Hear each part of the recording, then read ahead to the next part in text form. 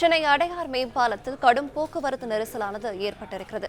கூடுதல் விவரங்களை வழங்குகிறார் நம்முடைய செய்தியாளர் சரவணகுமார். வணக்கம். இது பற்றின மேலும் விவரங்கள்.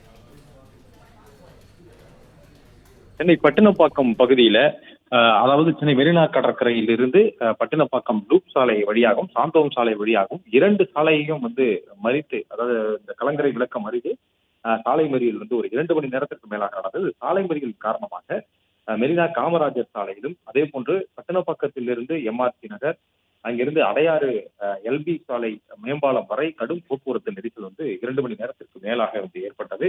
அலுவல் நேரம் என்பதனால பல்வேறு வாகன ஓட்டிகள் மாற்று வழிகளிலும் செல்வதற்கு முயன்றும் ஆங்காங்கே தெருக்களிலும் சிறு சிறு சந்துகளிலும் சிக்கிக்கொண்டு வெகு நேரமாக அந்த நெரிசல் நீடித்தது. இதனால் போக்குவரத்து காவல்துறையினர் இங்கிருந்து அடையாறிலிருந்து செல்லக்கூடிய, அடையாறிலிருந்து மெரினா நோக்கி செல்லக்கூடிய அந்த வாகனங்களை எல்லாம் இடதுபுறமாக சர்தார் பட்டேல் சாலையில் திருப்பி கோட்டூர்புரம் வழியாக அண்ணா சாலைக்கு திருப்பி விட்டனர். அதே போன்ற காமராஜர் சாலையில் வரக்கூடிய வாகனங்களை அங்கிருந்து காந்தி சிலை சந்திப்பிலிருந்து வலதுபுறம் திரும்பி ராதாகிருஷ்ணன் சாலை, டிடிகே சாலை, அண்ணா சாலை வழியாக கோட்டூர்புரம் பகுதி அடையாறு சாலையை திருப்பி விட்டனர்.